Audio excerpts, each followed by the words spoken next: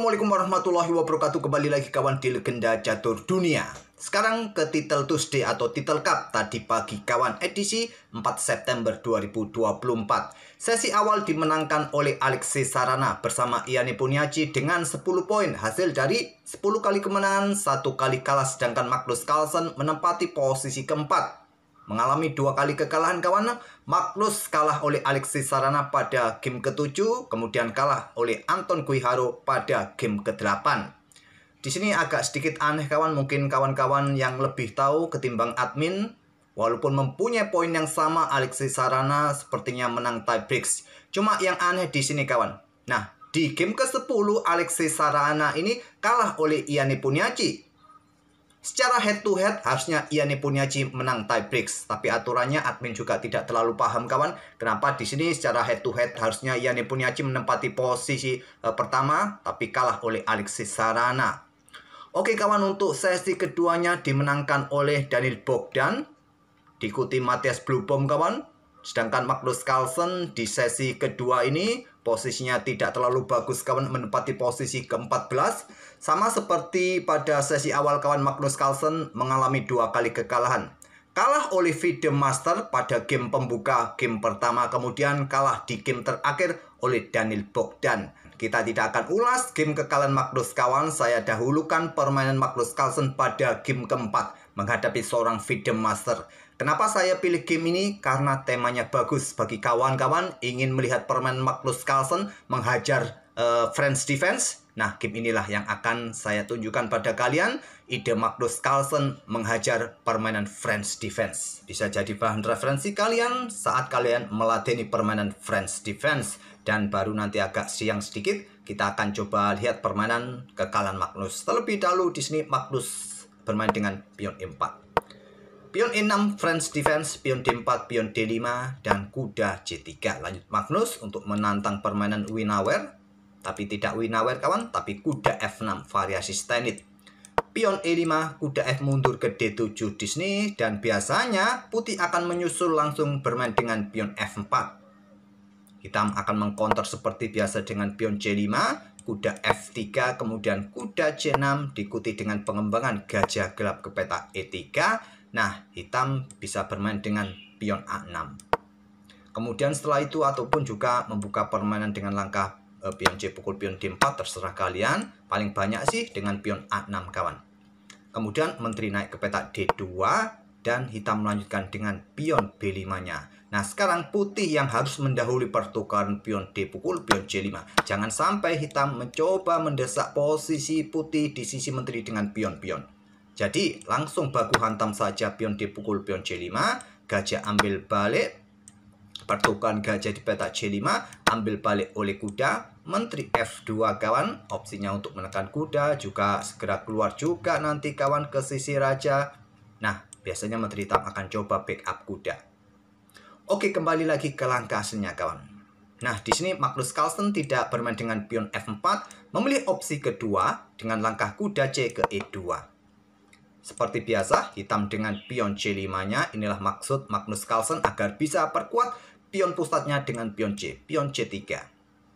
Nah, kuda C6, Magnus melanjutkan kuda F3 terlebih dahulu setelah gajah E7. Di sini yang paling banyak dilakukan oleh putih adalah bermain dengan pion A3 untuk menambah kontrol peta B4 agar selepas pertukaran pion di sini kawan masih ada yang kontrol peta B4 ini. Atau kuda langsung ke peta F4 atau pion G3. Magnus memilih dorong pion hanya pion H4. Dan hitam biasanya suka melanjutkan pertukaran pion langsung. Pion C pukul pion D4, pion C ambil balik pion D4, dan hitam melanjutkan dengan pion F6-nya. Atau menteri langsung keluar kawan ke peta B6, ke peta A5 merupakan langkah terkuat. Tapi hitam memilih langkah rokade, langkah yang cukup lumrah, normal, tapi menurut engine tidak akurat, tidak kuat. Dan Magnus melanjutkan kuda ke peta F4 atau kuda ke peta G5 untuk provokasi pion ini didorong maju kawan. Di sini ada menteri naik ke peta D3. Nah, kalau kuda ini diambil oleh pion, coba lihat, cukup berbahaya. Kalaupun ada di sini pion G6 kawan, ya tinggal geser saja menteri, sudah wassalam. Tapi Magnus santai terlebih dahulu dengan membawa kuda satunya ke petak F4, buka akses bagi gajah terangnya untuk berkembang. Mungkin benteng diangkat, digeser menuju lajur G, diikuti kuda bersama gajah terang. Nah, bersama juga gajah gelap kawan. Sekarang posisi perwira Magnus Carlsen 2 langkah berikutnya akan sangat aktif langsung mengincar pusat pertahanan hitam di sisi raja. Menteri B6. Langkah tidak akurat lagi dari hitam kawan. Apa langkah terbaiknya? Masih pion C pukul pion D4 yang terkuat. Nanti disusul gajah ini keluar ke petak B4 skak. Apakah kalian blokade di sini? Diikuti menteri keluar ke B6 ke petak E7. Oke, kembali lagi ke langkah aslinya kawan. Keluarkan menteri terlebih dahulu pilihan dari hitam. Menteri B6. Gajah D3 melanjutkan pengembangan. Di sini pion H6. Ya tidak mungkin seperti ini kawan ya. Ya wassalam, maksud saya hitam akan ambil kembali, tidak seperti ini. Ya wassalam, posisi hitam akan kalah lebih cepat ya. Oke, pion H6 kawan dipilih oleh hitam. Ataupun pion G6 terserah kalian. Pion H6 di sini dan Magnus tarik mundur gajahnya ke petak B1. Untuk perkuat posisi petak pusatnya. Dan juga ada ide sederhana seperti kita kalau main kawan langsung saja direct ancaman skak mat.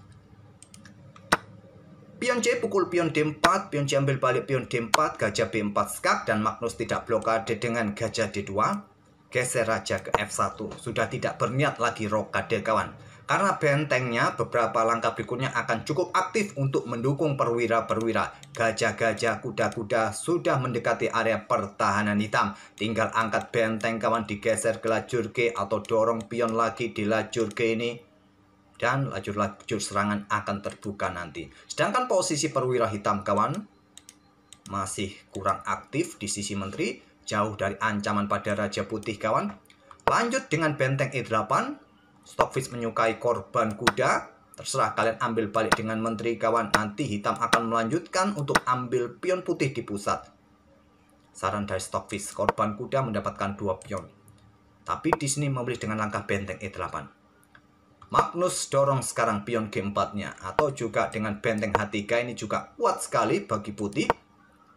Magnus meluncurkan pion G4. Nah, masih korban kuda merupakan jawaban terbaik bagi hitam. Memilih dengan pion F6. Magnus dorong pion G5. Pion F pukul pion E5. Pion D pukul pion E5. Kuda C ambil balik pion E5. Menantang pertukaran kuda. Magnus menolak, memilih membuka lajur G dengan pion G pukul pion H6. Kuda pukul kuda F3. Ambil balik oleh menteri. Disusul pion skak juga di sini kawan. Kuda mengikutinya nanti ke depan. Dan di sini pion E5. Pion H7 skak. Raja terpaksa mojok karena tidak mungkin lagi bergerak ke lajur F kawan. Ada discover nanti di sini. Mojok kuda G6 skak. Memaksa raja ambil pion H7. Kuda ke E7 discover check. Dan di sini blokade dengan pion E4. Menteri H5 skak. Langkah terkuatnya adalah menteri ke petak F5 kawan. Untuk mempercepat ancaman skak mat. Ya kalau mojok ke sini kawan diikuti menteri ke petak H5 skak. Terserah kalian blokade dengan menteri ya disikat oleh gajah nanti ke depan. Langkah terkuatnya ke petak F5 saja. Tapi ini juga cukup kuat kawan. Menteri ke petak H5 skak. Memaksa blokade dengan menteri. Gajah sikat menteri H6. Dan benteng ambil kuda yang terkuat di sini. Langkah terkuat kawan untuk menghindari ancaman skak mat. Nah, discovernya seperti apa? Apakah ke sini kawan discovernya? Ya tinggal bergeser ke sini. Memang kalian kehilangan benteng. Tapi paling tidak kena skak mat kawan. Tapi hitam memilih untuk ambil gajah langsung dengan pion G-nya. Menteri G6 skak. Dan skak mat oleh Magnus. Itulah kawan tajamnya Magnus Carlsen membongkar French defense. Sebetulnya kesalahan hitam tidak terlalu signifikan kawan. Cuma idenya Magnus Carlsen cukup agresif di sisi raja tadi. Kekuatan sniper-snipernya dan kudanya juga sudah memasuki area pertahanan raja kawan. Ataupun tempo yang lebih cepat didapat oleh Magnus tadi kawan. Itulah yang membuat pertahanan hitam atau hitam tidak mampu untuk mempertahankan posisi rajanya di sayap raja tadi. Oke, semoga ide permainan Magnus Carlsen ini bisa kalian tiru kawan. Ya tentu dengan catatan ide pertahanan dari hitam mirip ya bisa kalian terapkan. Tapi hitam kalau tadi bermain bagus, yang mampu bisa meredam permainan putih. Tapi cukup agresif permainan Magnus Carlsen di sisi raja tadi. Oke, semoga permainan ini bisa menghibur kalian dan bisa jadi bahan referensi. Kita akan bertemu di video-video selanjutnya. Untuk hari ini ya kita akan fokus ke Title Tuesday saja kawan. Terima kasih. Wassalamualaikum warahmatullahi wabarakatuh.